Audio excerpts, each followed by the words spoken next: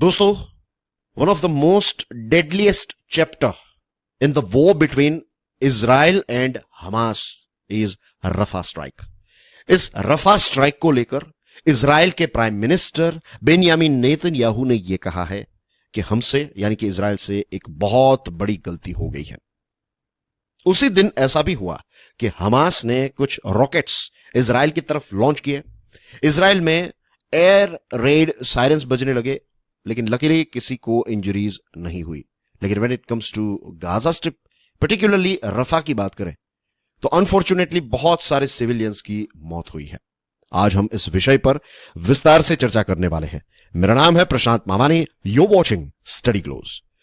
तो दोस्तों, जैसे मैंने आपको स्टार्टिंग में बताया कि ये जो युद्ध चल रहा है बिटवीन इजराइल एंड हमास, उसका one of the darkest chapters ever अगर कोई है या फिर darkest chapters so far, then I would say that is this Rafah strike.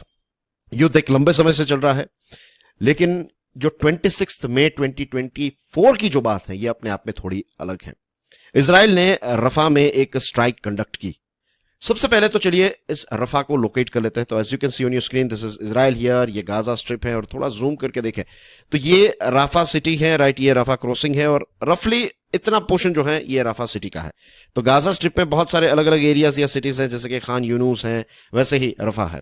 अब दोस्तों, ये जो स्ट्राइक कंडक्ट की इजराइल ने, इसमें 45 लोगों की मृत्यु हो चुकी है। एंड ये जो लोग हैं ये डिस्प्लेस्ड पैलेस्टीनियंस, ये सिविलियन थे। और इस चीज को लेकर, इस स्ट्राइक को लेकर इजराइल पर बहुत सारे देश जो है वो काफी ज्यादा गुस्सा हो रहे हैं।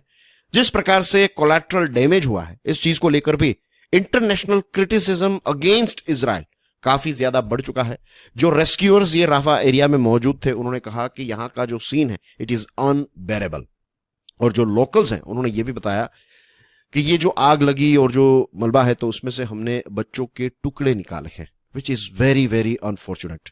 गाजा हेल्थ मिनिस्ट्री और Palestinian red crescent rescue service जो हैं, उन्होंने ये कहा कि 12 महिलाओं की, 8 बच्चों की, 3 एडल्ट्स की, और कुछ ऐसी बॉडीज मिली हैं। मीन्स ये सारी बॉडीज जो है वो रिकवर की गई है, लेकिन कुछ ऐसी बॉडीज हैं जिनको आप रिकॉग्नाइज भी नहीं कर सकते। सो this is the latest and of course the darkest chapters so far when it comes to Israel-Hamas war. अब राफा की बात करें तो देखिए, हमने इसको लोकेट भी किया। We are going to go bit deeper into it. Egypt के साथ सटा हुआ ये शहर है, गाजा स्ट्रिप का सदर्न मोस्ट सिटी है ये। देखिए यहां पर थोड़ा इसको अब प्रॉपर तरीके से देखते हैं। Thanks to Encyclopaedia Britannica for this map, right, courtesy Encyclopaedia. यहां पर इजिप्ट है, दिस इज इजराइल हियर। और यहां पर देखिए, ये इस तरफ इजराइल और इस तरफ इजिप्ट के साथ सटा हुआ है ये राफा। और जैसे मैंने आपको बताया, राफा क्रॉसिंग लेट्स से यहां पर है, लेकिन ये जो शहर है या फिर ये जो एरिया है, इट इज रफली स्पीकिंग ये वाला पोर्शन, ठीक है। So this is Rafah. थोड़ा जूम करके देख लीजिए इसको। और यहां पर है मेडिटेरेनियन सी, ठीक है। Now dear friends, Gaza strip जो है इसकी सिचुएशन क्या है? यहां पर 2.3 मिलियन टोटल लोग थे। कितने? 2.3 मिलियन, यानी कि समझने के लिए 23 लाख लोगों की बात हम कर रहे हैं।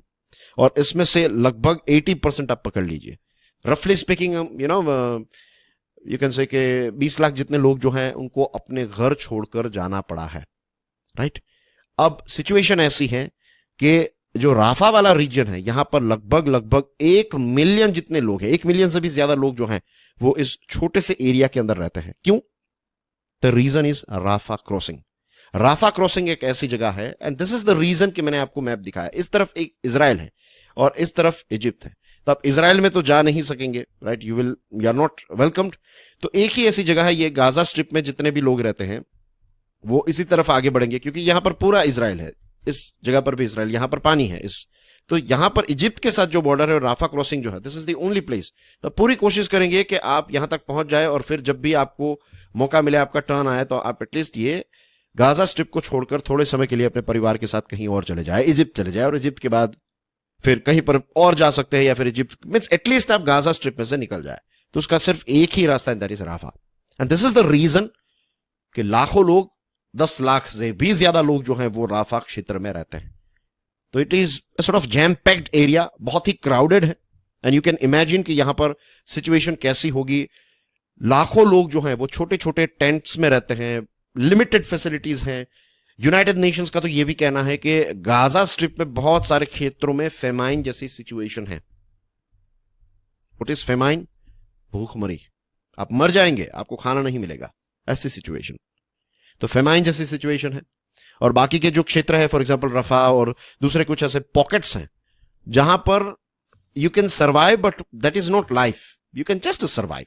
आपको थोड़ा बहुत पानी मिल जाएगा, you are constantly hungry, constantly thirsty, constantly you are in flight और फाइट मोड, राइट। आपके शरीर के अंदर कोर्टिसोल बहुत ज्यादा है, एड्रेनालिन बहुत ज्यादा है, ये सारी चीजें जो है you are in constant stress, ऐसी सिचुएशन है।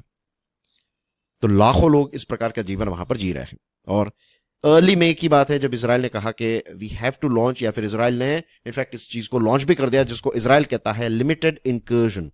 इसमें इसराइल की स्ट्रेटेजी या फिर जो एंड गोल है वो ये है, नेतन्याहू साहब ये कहते हैं कि हमास जो है उसकी जो लास्ट बटालियन है वो रफा में है। उनका कहना यह है कि बाकी सारी जगहों पर चीजें जो है वो सॉर्ट आउट हो चुकी हैं, लेकिन यहां पर जो हमास की बटालियन है उनको हम खत्म करना चाहते हैं। और इतने लंबे समय से हमने देखा है कि बहुत सारी वार्निंग्स, बहुत सारे ऐसे बड़े बड़े डार्क चैप्टर्स आते रहे, इसराइल जो है वो रुका नहीं है। And I am sure Israel जो है वो नहीं रुकेगा जब तक इसराइल को ये सेटिस्फेक्शन ना मिल जाए कि फिजिकली उसने हमास को डिस्ट्रॉय कर दिया है, तब तक इसराइल नहीं रुकेगा। और जब तक युद्ध चलता रहेगा, अनफॉर्चुनेटली कोलेट्रल डैमेज जो है वो होता रहेगा। कोलेट्रल डैमेज का मतलब है कि जब युद्ध होता है या फिर इस प्रकार की कोई सिचुएशन होती है तो अनफॉर्चुनेटली जो इनोसेंट लोग हैं उनको भी डैमेज पहुंचता है। So that's called collateral damage. अब ये जो स्ट्राइक कंडक्ट की है इसराइल ने, तो इस चीज को लेकर इजिप्ट थोड़ा नाराज हुआ है। उसके पीछे रीजन यह है कि क्रॉस फायरिंग में इजिप्ट का एक सोल्जर जो है उसकी मृत्यु हुई है, और इसराइल ने यह कहा है कि we are in contact with Egyptian authorities. दोनों साइड्स ने यह कहा है कि we are investigating the matter. रही बात इजिप्ट की, तो इजिप्ट ने ये जो राफा एरिया है उस पर जो इसराइल ने स्ट्राइक स्टार्ट की है, और खास करके जो संडे की स्ट्राइक है, इस चीज को लेकर इजिप्ट ने यह स्टेटमेंट इश्यू किया है, it is a new and blatant violation of the rules of humanitarian international law. और याद रखिए, इजिप्ट और दूसरा एक देश है जॉर्डन। ये कुछ ऐसे देश है जिन्होंने कुछ दशकों से इसराइल के साथ रिलेशंस को मेंटेन किया है, इंप्रूव किया है। जॉर्डन की फॉरेन मिनिस्ट्री ने ये जो संडे वाला इंसिडेंट है ना, इसको कहा है it is a war crime. Quickly ये दोनों देशों को भी लोकेट कर लेता है। You can see here, this is Egypt here, Israel के साथ एक लंबी बॉर्डर शेयर करता है, and you can C Jordan here of course. तो ये दोनों इसराइल के पड़ोसी देश हैं, और इन दोनों ने इसराइल के साथ रिलेशंस रखे हैं, फॉर्मल रिलेशंस रखे हैं। लेकिन ये संडे वाला जो इंसिडेंट है, इस चीज को लेकर they are not happy with Israel at all. अब सिर्फ ये दो देश नहीं, ग्लोबली अगर हम देखें तो फॉर एग्जांपल सबसे जो स्ट्रॉन्गेस्ट एलाई है, सबसे स्ट्रॉन्गेस्ट मित्र है इसराइल का यूएसए। यूएसए ने भी इसराइल की जो लेटेस्ट टैक्टिक्स हैं, लेटेस्ट एक्शंस हैं, इस चीज को लेकर अपनी नाराजगी एक्सप्रेस की है। दूसरे देशों की बात करें तो फ्रांस के जो प्रेसिडेंट हैं उन्होंने कहा कि there are no safe areas in Rafah, और यह भी कहा है कि इंटरनेशनल लॉ जो है इसको आप फुल्ली रिस्पेक्ट कीजिए इसराइल, और इसके साथ साथ सीज फायर जो है उनको तुरंत ही इमीडिएटली सीज फायर को इंप्लीमेंटेशन में लाइए। इटली जो है, उनके डिफेंस मिनिस्टर ने कहा है कि जिस प्रकार की ये बॉम्बिंग्स हो रही है, इससे क्या होगा, और ज्यादा नफरत फैलेगी। अब ये नफरत जो आज के एडल्ट्स के बीच में है, ये नफरत जो है वो बच्चे और उनके बच्चों तक, तो ये it's like a vicious cycle, you know, कि आपने हम पर अटैक किया था, हमारे ग्रैंडफादर्स पर अटैक किया था, तो now we will attack you. उसके बाद फिर वो कहेंगे कि वी अटैक मींस हमारे ग्रैंडफादर्स पर आपने अटैक किया था, तो ये चलता ही जाएगा। तो इसको रोकने की जरूरत है। कतर एक ऐसा देश है जो नेगोशिएशन में एक बहुत ही इंपॉर्टेंट रोल प्ले करता है। वैसे कतर का एक ग्रे और डार्क साइड भी है, वो कभी किसी और लेक्चर में हम डिस्कस करेंगे। बट एज यू नो कि जो हमास है तो उनके टॉप लीडर्स दोहा में रहते हैं, वहां पर उनका आना जाना रहता है एक्सेट्रा। और कतर जो है उसने अपने आप को स्ट्रेटेजिकली एक ऐसी जगह पर रखा है कि यूएसए के साथ अच्छे रिलेशंस हैं, और इसी के साथ साथ तालिबान का हेडक्वार्टर यहां पर हुआ करता था। एनीवेज, कतर ने यह कहा है, जो कतर चाहता है कि दोनों के बीच में, हमास और इजराइल के बीच में सीज फायर हो जाए, लेकिन कतर ने कहा कि रफा स्ट्राइक जो है इससे जो टॉक्स हैं ये और ज्यादा कॉम्प्लेक्स कॉम्प्लिकेट हो जाएगी। यूनाइटेड नेशंस ने यह कहा है कि Gaza is hello on earth. और सिविलियंस के लिए यहां पर कोई भी ऐसी जगह नहीं है जो सेफ है। साउथ अफ्रीका ने दिसंबर 2023 में इंटरनेशनल कोर्ट ऑफ जस्टिस में, आप समझ लीजिए, कंप्लेंट फाइल की, केस फाइल किया इजराइल के खिलाफ और कहा कि इजराइल की एक्शंस जो हैं ये जेनोसाइड कन्वेंशन के खिलाफ जा रही हैं। आईसीजे ने ये आदेश दिया है कि राफा में जो ऑफेंसिव हैं उसको इजराइल तुरंत ही बंद करे, होल्ड करे, पॉज करे। लेकिन keep this thing in mind कि आईसीजे जो है इसके पास ऐसा कोई पावर नहीं है कि वो अपना जो रूलिंग है इसको एनफोर्स करवा सके। दैट मीन्स इजराइल ये चीजों को इग्नोर करेगा। इजराइल ने हमेशा से, एक लंबे समय से ये कहा है कि हम इंटरनेशनल लॉ को फॉलो करते आए हैं, और इजराइल ने ये भी कहा है कि 70 क्रिमिनल इन्वेस्टिगेशंस जो है वो चल रही हैं जहां पर इंटरनेशनल लॉ का वायोलेशन हुआ, जैसे कोई सिविलियन की मृत्यु हो गई या फिर अगर कोई पैलेस्टीनियन मिलिटेंट है तो उसको पकड़ा गया और फिर उसको डिटेंशन फैसिलिटी में टॉर्चर किया गया या फिर उसकी मृत्यु हुई है, तो ऐसे केसेस में हमने क्रिमिनल इन्वेस्टिगेशंस, यानी कि इजराइल ने अपने ही सोल्जर्स पर क्रिमिनल इन्वेस्टिगेशंस स्टार्ट की हैं, ऐसा इजराइल का कहना है। इजराइल ने यह भी कहा है कि हमारे देश में इंडिपेंडेंट जुडिशरी है, तो इन्वेस्टिगेशन और प्रोसिक्यूटिंग एब्यूसेस जो है, तो ये सारी चीजें जो है वो इम्पार्शियली हमारे देश में देखी जाएगी।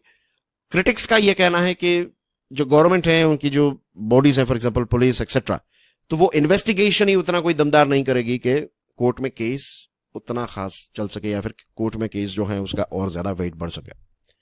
अब दोस्तों यहां पर एक बहुत ही इंपॉर्टेंट कन्वेंशन की बात हुई है, that is genocide convention. Genocide यानी कि आप जानबूझकर किसी रेस के या फिर एक साथ बहुत सारे लोगों की मृत्यु करते हैं फॉर अ पर्पस, तो दैट इज कॉल्ड जेनोसाइड। तो यूनाइटेड नेशंस जनरल असेंबली ने, यूएनजीए ने, इसको 1948 में एडॉप्ट किया और 1951 से ये जो कन्वेंशन है ये फोर्स में आ गया। 2022 तक का लेटेस्ट आंकड़ा ये है कि 153 देशों ने इसको रेटिफाई किया है, और ये कन्वेंशन जो है ये इंटरनेशनल ह्यूमन राइट्स को लेकर एक बहुत ही लैंडमार्क अचीवमेंट है, और इसी के साथ साथ क्रिमिनल लॉ जो है उसका भी एक बहुत ही इंपॉर्टेंट पार्ट है। ये लॉ बेसिकली जो जेनोसाइड है इसको क्रिमिनलाइज करता है, और इसका जो आर्टिकल 1 है ये जेनोसाइड को प्रिवेंट और पनिश करने का काम, कि जेनोसाइड कहीं पर हुआ है तो जिसने किया उसको पनिशमेंट मिलनी चाहिए, और जेनोसाइड ना हो इसके बारे में भी आर्टिकल 1 बात करता है। आर्टिकल 5 जो है वो ये कहता है कि सारे देश जो हैं उनको अपने देश के अंदर ऐसे रूल्स एंड रेगुलेशंस बनाने हैं जिससे जेनोसाइड ना हो, और अगर कोई डिस्प्यूट है तो एज पर आर्टिकल 9 जो स्टेट पार्टीज हैं वो अपने डिस्प्यूट को इंटरनेशनल कोर्ट ऑफ जस्टिस में भी सबमिट कर सकते हैं। वैसे जेनोसाइड कन्वेंशन को लेकर कुछ और चीजें भी हैं, लेकिन आज की जो हमारी डिस्कशन है उसमें हम चीजों को व्हेन इट कम्स टू ये कन्वेंशन तो यहां तक ही रखते हैं। So dear friends, as you can see this are the latest things that took place in Gaza strip, particularly Rafah. आगे देखते हैं क्या होता है। लेट्स होप कि ये युद्ध जो है वो जल्द से जल्द स्टॉप हो जाए, सीज फायर इसमें देखने को मिले। And that's basically everything in today's discussion dear friends. दोस्तों मैंने कोर्स डिजाइन किया है, इसका नाम है Limitless Leadership. It is available on Study Glows website and do check out my YouTube channel that is Curiously Education. I'll see you soon. Till then, enjoy your studies. God bless you all. Jai Hind.